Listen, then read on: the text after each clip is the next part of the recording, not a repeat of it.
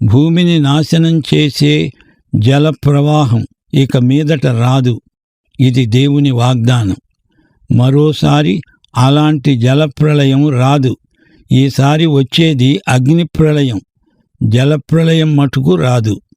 2 పేతురు 3:10 ఆ రోజున ఆకాశాలు మహాధ్వనితో గతించిపోతాయి, పంచభూతాలు మిక్కుటమైన వేడిమికి లయమైపోతాయి, భూమి దానిపై ఉన్న కృత్యములు కాలిపోతాయి.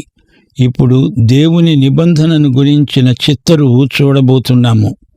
ఇందులో దైవ నిబంధనకు అసలు అర్థమేదో మనకు సుబోధకమవుతుంది.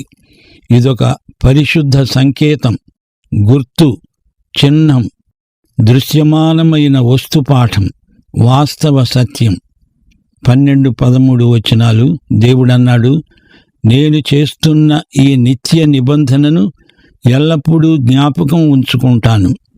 నాకు, మీకు, మీతో కూడా ఉన్న సమస్త జీవరాశులకు మధ్య తరతరాలకు నేను ఏర్పరచే నిబంధనకు గుర్తు ఇదే.